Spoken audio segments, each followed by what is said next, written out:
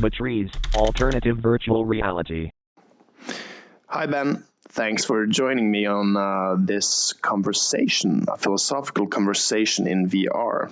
Now, for those of you who are watching, Ben is a friend of mine who is a philosopher, and we've been having chats like these for a long time, and now also in VR about VR to have a bit of presence towards what we will be discussing.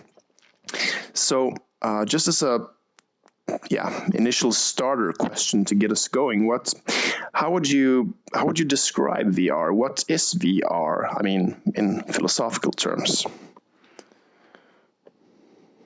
Well, thanks for having me. Hello. VR is an important. It's an interesting thing, because it's relatively new, it's relatively unexplored. People don't know what VR could be. It's often, you see in popular culture, in movies, in sort of in fiction, in books, and literature, or even from ancient times, the existence of theoretical realms where imagination ruled it's always been a fascination of people, and it's only now that we have a sort of beta test, a sort of first draft of what that potential reality could be. So the question is huge, right? We could talk for hours and we'd never scratch the surface. Yeah, for sure. Another thing, I know that you're interested in, authenticity or authentic being in terms of identity and self, etc.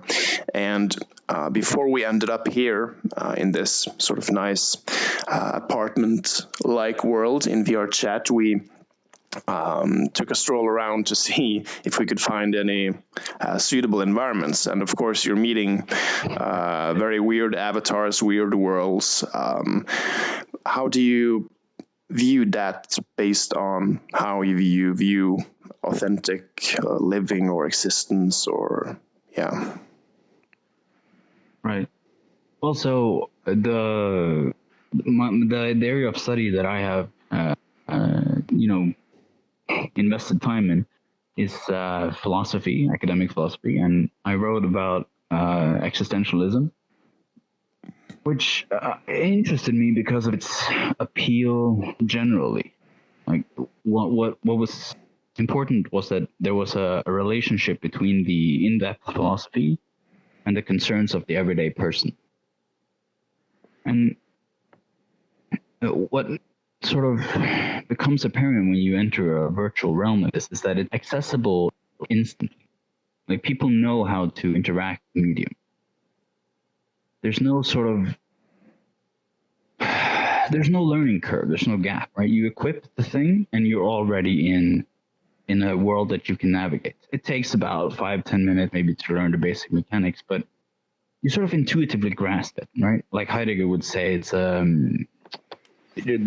there was a German philosopher named Martin Heidegger who speculated on authentic existence, technology, and other metaphysical things. And he would say that the world yields itself as something that is available to you, right? You understand the world as not as mathematical formula, theoretical physics, but as something that is ready to hand. Like Heidegger's example was that of hammer. You pick up the hammer and you immediately know what to do with the hammer. You know its use. And the same thing struck me with VR. Like, we equip these things and we immediately know how to interact with the world. We know how to spatially navigate. We know how to socialize. We understand that, okay, I can't say X, Y, and Z to strangers because I would be ruining their immersion, their experience. So it's interesting looking at it from an authenticity standpoint because it's so clearly, it maps our models of the world. And I don't think that the technology would be interesting or even, produced mass scale if it didn't fill a need. Yeah. Or at least meet the criteria that people had. Yeah, for sure. I think the point about Heidegger and ready to hand is is a really good point, because there is this embodiment. We sort of take the world or the avatar, or at least like our hands, into our bodily schema, as merleau-ponty would have said it, and ready to hand, I mean, we act through our avatars. We don't look at these hands and think that they are an object outside us. These are the ways in which we interact with the world through the hands. So I think that's a really good point. But this also speaks of a really powerful ability of the VR medium to actually, in certain ways, merge with what we identify as ourselves. So, of course, this is also the same with cars. We embody the cars and act through the cars. It's only when they break down that they are perceived as an object instead of something through which we utilize our wills, etc. But this power to merge with the VR technology, what possibilities is this providing, or is there any danger with this? I mean, in terms of authenticity. Well, it's okay. So let's backtrack a little bit. So you have Descartes, right? René Descartes, French mathematician and philosopher, who was worried about. He was worried about a contemporary discussion, I find, a philosophical issue, which concerned philosophers at the time, which was the nature of truth, right? How could you ascertain that something was true? And they specifically was interested in the certain knowledge of the existence of the objective world. They were really, when I say they, I mean, there was two camps, right? You had the British empiricists, Hume, Berkeley, Locke, and you had the continental rationalists. And they held different views. Essentially, the empiricists believed that the world was presented through the senses. And the rationalists essentially said that the world was mind-dominated. That mind was given first, and then you could reason yourself into the world. There's a lot of complex issues there, but what Descartes surmised was that he could not doubt, no matter how hard he tried, he could not doubt that he existed. And so, existence, because he had to exist or be, or in order to think, in order to doubt. So his surmising was dubito, ergo cogito, ergo sum. Like, I doubt, therefore I think, and therefore I am. So the question about the existence of the external world as given through the senses is a contentious philosophical issue, and it has been for a long time. Now, what VR is so interesting is that Hilary Putnam, American philosopher of mind, presented a thought experiment called the brain in a vat.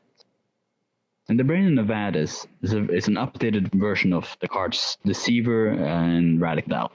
Right? Like, how could you know that the external world was not just presented to you by some kind of mad genius? So Putnam updated the thought experiment using today's technology, like the brain served stimuli and tricked into constructing a reality which seemed real. Now, how could you know that was not the case? And this was explored in movies like Matrix and fictional novels similar, and also in a recent anime called Sword Art Online, which is interesting. So these topics have interested people, and the link between reality, technology, etc. It's you could go pretty deep in this rabbit hole, man. So it's important to just keep the base facts presented. So when it comes to equipping the medium that is VR, you put on the headset and wham, you're in it. It's getting itself to you. It's accessible. You understand the world. It yields itself to you, and it's not necessarily clear how that works, right? We don't know the mechanism by which we construct reality. For example, when you walk down the street in reality, you don't see every house in vivid detail, right? You see like cardboard cutouts of houses. You've seen enough houses so that you have a visual representation of a model of it. You just walk past it. But if you stopped and you looked at a specific house and stood there for hours, you would notice an immensity of details about the house: color, texture, imperfections, etc., etc. And the same thing is with VR. It's there's too much information to take in. Like, we're sitting in a house, it's nice. I just see a nice house, right? I don't see all the books and all the contours and everything. So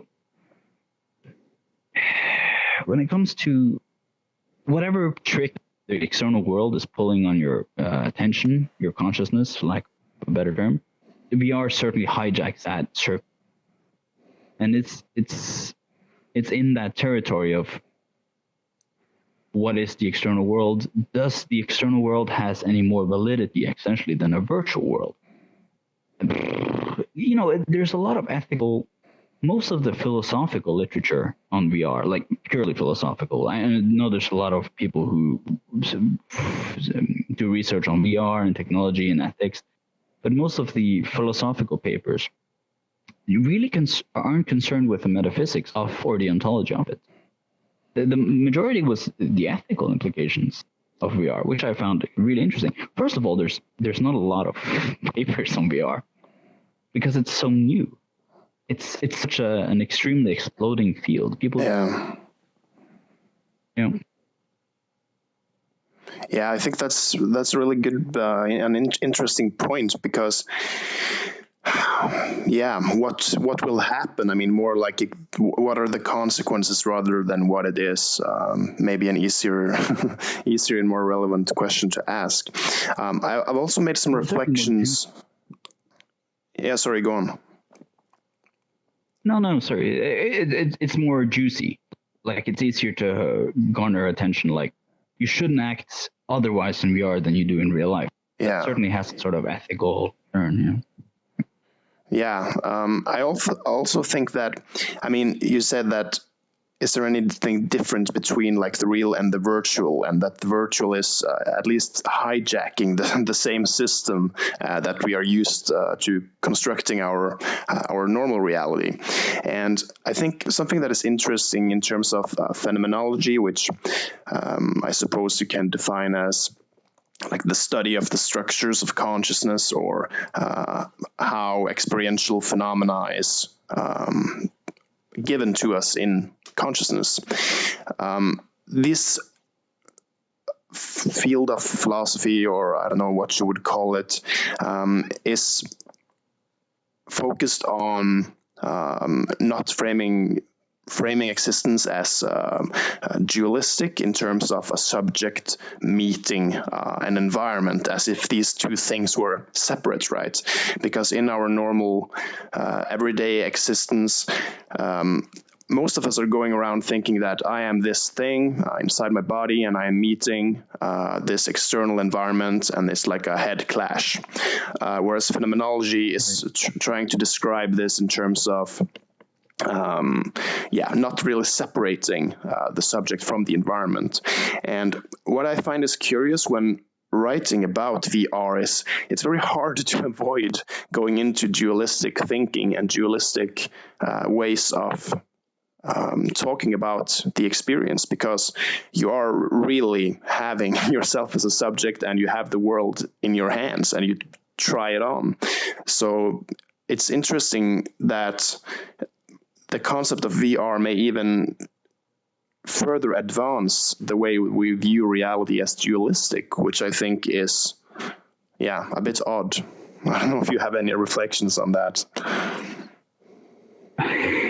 Right. So there's a bit to unpack there. Sure. So the psychologist Mikhail Csikszentmihalyi expressed his theory of flow in the 1990s. Flow state is sort of like a runner's high, where you experience a sort of immersion in the world, and subject and objectality sort of temporarily dissolves, right? You're in the activity you're doing, like you're perfectly present for whatever's going on, and you're not anywhere else, right? It's something like that. And that's a very desire. Studies have shown that people desire to be in that state, right? Most, if not all, human activities, leisure activities, are a means of recreating a sort of a not dualistic state, right? An immersion in the experience world. So whether or not VR certainly facilitates that, right? This experience, it's you're entering into an alternate world, and your sort of self-restricting capacity doesn't follow you in the same way, because it's well, first of all, it's anonymous, and secondly, there's no. I think that the reason why that's the case, certainly it's the case for me, that you experience some kind of altered social ruling, is that one, there's no physical harm to you, and secondly, you're anonymous. And as a being that is seemingly bodily incarnated, you have the constant sort of obligation, or at least responsibility, to physically care for the preservation of the body. That's not the case in VR. Like, the avatar could easily be destroyed. Like, you can, if you ever played video games, you could easily, die and respawn in the video game. That's not the case with reality. So,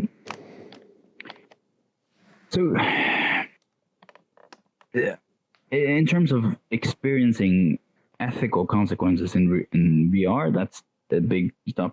But in terms of non-dual states, like getting to a place of immersion, the only issue I would see with that would be whether or not you could bring it out of the medium. Like, if it's technologically dependent on the medium, like you're with your friends in VR, you're chatting with strangers, you're making new contacts, you're escaping reality, sort of. If that doesn't come with you out of the reality, then it's interesting to think what it is, because we're in an immersive world, right? It seems like we're in a room, and sort of when we construct the narrative of the room afterwards, of the encounter, we'll see we were in a room, we were spatially located, but we weren't really. It didn't matter if I got up and started kicking these books out. You wouldn't have to pick them up and put them back, right? There wouldn't be a direct consequence to my actions. So it's interesting. It's interesting why we still behave ethically. Like, we still speak in turns, we still, there's no risk. Therefore, there's no cost and there's no investment. Yeah. It's funny you mentioned, like, knocking down the books, etc., because me and a colleague are writing a paper on like the horizons. I mean, in terms of again, merleau-ponty, and how we are. Yeah, we have the horizons of our existence, right? We, as a situated being, we are situated somewhere, so we can do some things when we can't do something else. And what VR sort of is doing is that it's removing the normal horizons of what we can do in our physical environment. I mean, sure, it's possible to maybe drink a cup of coffee while in VR, although you can't see the cup because you remember it. But normally you don't know where you are, so you are losing the horizons of your everyday world. But you're giving these technical horizons, which are different and may not always work. And I think in exploration of the horizons and what we can do in VR, in terms of what is given to us by when we see things, then okay, we can knock them over, but maybe we can't. I mean, most likely we can't here. And that may also break the illusion of the VR.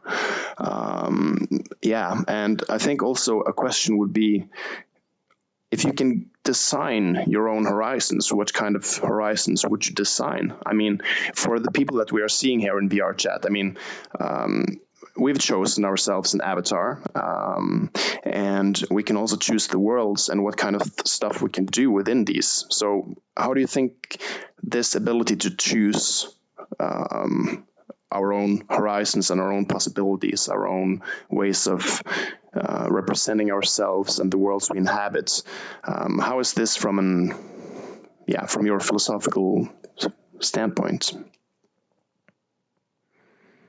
Right. So that's a good question, because one of the first things I did when I equipped the medium was design an avatar. Like, how do you externally manifest yourself? So that's a question. What is it that manifests itself, right? Who is it that wants to pick an avatar? And it goes back to the question of personal identity. What is it that constitutes sameness over time? This is a problem that philosophers have dealt with. It's sort of related to the existence of the objective world, but it's different, because personal identity is, okay, say you read a story, right? Say you read Beauty and the Beast. You read the story of the beauty in first person, right? And assuming you're a female or just good at immersing, you can identify with that character.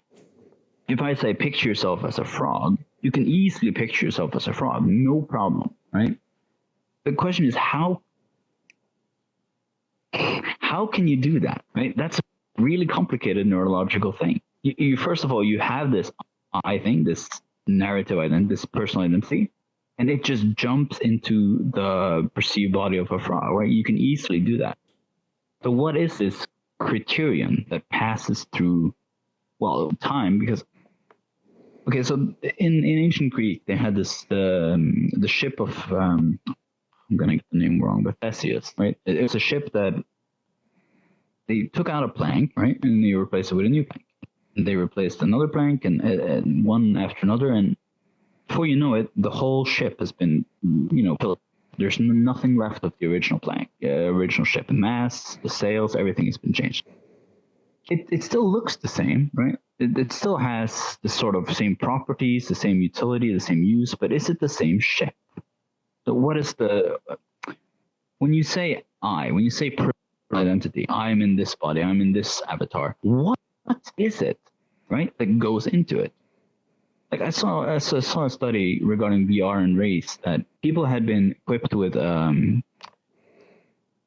ethnically different avatar, right? So a Caucasian male was given a African American female, right? And it's in subsequent psychological testing in real world about racial bias, they scored lower than they had previously, which is interesting. It's a typical meditative non-dual experience. Like, what would I be like if I was in a different body? Well, so why would I be like if I was different gender, color, etc. So it's it certainly gets at the thing that is like personal identity, right? Yeah. It certainly raises that question. What is interesting is that we can just jump into this world. We can go to different worlds, change our avatars. It's nothing, right? It's actually entertaining. It's not work at all. It's actually, on the contrary, it's a fun, immersive experience. So, yeah, what you're saying about we can imagine being different things. It's really like the way in which we are as human beings are. It could be likened to like a gas. I mean, it fills whichever vessel it's kept in, right? So if we take on this, then we can, I'll be an alien now, which is my identity, and you'll be like this pixel guy. There's also the research by Jaron Lanier in the 80s and 90s, who was sort of called the father of VR, and he liked to play with avatars that had more than our number of limbs, like to be a lobster and sort of identify with that, and it works surprisingly well. I also think that it reminds me of which I'm sure you know, like a Taoist story of like the dream of the butterfly, right? When Chuang-Tzu, or who it was, sort of dreamt one night that he was a butterfly grazing about, and woke up and wasn't really sure if he was the butterfly dreaming he was Shangsa, or Shangsa dreaming he was the butterfly. So yeah, it's interesting how fluid our ways of identification is, and I think dreams are also a good example of this, because we don't have any doubts. I mean, when we're in the dream, yeah, of course this thing is happening and I'm this thing. Right. So there is this way that we really can be, we're thriving with illusion. I mean, illusion is something that is very possible for human beings. Deep illusion. That's really fascinating in terms of VR too. Yeah, it's sort of, VR potentiates a lot of philosophical topics. It doesn't necessarily create any new one, right? It's a weird mix and hybrid of different things, right? So you have like different philosophical things come together, but VR in itself, as it's currently instantiated, is just not just, but it's a technological manifestation of a lot of underlying philosophical themes. So it holds immense potential, because our ability to immerse is sort of damn near infinite, right? And with all kinds of technology, like the internet or the social media or, smartphones, the potential is outweighed by the risks, right? So sort of the nuclear fusion for power generation is a brilliant technology, right? Potentially we could become completely independent of fossil fuels. But on the other hand, you have the atom bomb, which is an extreme risk that end up being itself, right? So you have high risk, high reward. It's not clear with VR what the reward would be in its current instantiation, but other than entertainment and this kind of social dialoguing. I think one of the reasons why VR is still in this sort of new, we don't know what it is phase, is because there's no immediate incentive, right? Like if there was coal or oil somewhere found, it would be an extremely popular technology. But currently, it's just this sort of alternative space for people to share ideas and socially interact, and it holds a lot of potential. Yeah, and it's sort of, the potential comes from our ability to immerse, our ability to identify, our ability to take on roles and, sort of play out these characters. It's a very deeply fundamental human narrative urge, I would say. Yeah, I agree, man.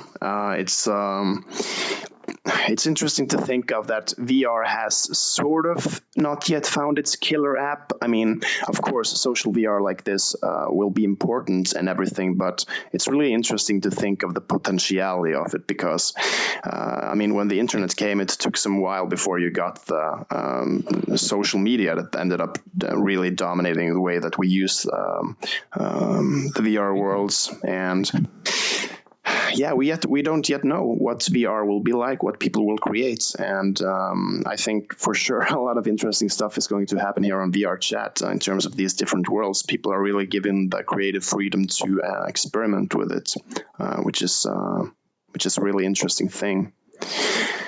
I think this has been a really interesting discussion. Do you have any last sort of reflections around VR you would like to share, or? Yeah, sure. So have you seen the, or you're aware of Spielberg's recent sort of film, Ready Player One? Yeah. Right. So in the movie, he sort of explores the post. The society has basically lagged behind because of people prefer to live in virtual world, and that's not. It's dystopian, but it's not unrealistic. I don't think we'll get there, but it is interesting that the technology that is most at the forefront right now, potency-wise, is owned by corporations, or sort of the innovation is fueled by Facebook, Google, big sort of companies that can take these kind of technological risks, right? Because it is a risk. You have to invest a lot of money into research and development. You have to push a lot into marketing, and you have to sort of create a market for it. So I don't know what the potential would be, but I would advise people to exercise consumer competence, right? To buy apps and use the technology for something that is, I don't want to say positive, but to exercise a certain level of reflective thinking when it comes to what the medium can do, what it should do, what your obligations are, to not spend too little time, too much time, etc. It's a potent medium. We can use it to do great things. So I'm positive. Yeah. Optimistic. Yeah, it's a good point. It's certainly something that people should reflect on. I mean, one thing in itself is that it is actually owned by the largest social media, one of the most powerful companies in the world, which, of course, not VR in general, but Oculus, or the Oculus Quest, which you are using now. And right. It will be extremely interesting to see what kind of companies will get big on this as well, because VR is a more personal medium. I mean, in VRChat, for instance, you have a lot of settings for how you can choose to display your characters to a certain level of friends, not friends, etc., and blocking people because, it's a potent medium. So people should definitely reflect on that. Thank you so much, Ben, for joining me. It's been a really pleasant discussion. And thanks. Yeah. Bye-bye. Likewise. Bye.